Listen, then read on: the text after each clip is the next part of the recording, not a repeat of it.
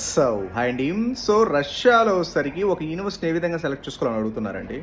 So sir రష్యాలో వచ్చేసరికి మనకి 3 టైప్స్ ఆఫ్ మెడికల్ యూనివర్సిటీస్ ఉంటాయండి. ఒకటోసరికి నేషనల్ రీసెర్చ్ యూనివర్సిటీస్, తర్వాత వచ్చేసరికి federal universities or public research universities, తర్వాత వచ్చేసరికి స్టేట్ యూనివర్సిటీస్. ఈ స్టేట్ యూనివర్సిటీలో వచ్చేసరికి సార్ బడ్జెట్ 20 లక్షల కంటే ఎక్కువ పెట్టద్దు. 20 లక్షల కంటే ఎక్స్ట్రా పెట్టారంటే మాత్రం అవి కాలేజీకి వెళ్ళవండి, అవి ఖచ్చితంగా డైరెక్ట్ కన్సల్టెంట్ చేతుల్లోకి వెళ్తాయి. సో 20 లక్షలు అనేది more than enough for state universities. తర్వాత మీకు బడ్జెట్ ఒకసారి 25 lakhs ఉంటే గో ఫర్ ఫెడరల్ యూనివర్సిటీస్.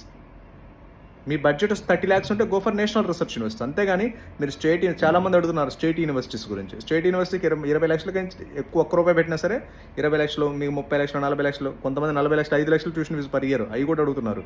అసలు అన్నేస్తారండి, అసలు waste of time and waste of money also. ఎందుకంటే అవి రీసెంట్గా ఇంగ్లీష్ మీడియం కన్వర్ట్ చేసినాయి most of the state universities. కొన్ని మంచి యూనివర్సిటీస్ ఉన్నాయి, ఎక్సెప్ట్ కొన్ని ఉంటాయి. ఓకేనా, అవి అయితే మంచి యూనివర్సిటీస్. స్టేట్ యూనివర్సిటీ 20 లక్షల బడ్జెట్లో. నాకు ఒకసారి వాట్సాప్ చేయండి డౌట్స్ ఉంటాయి.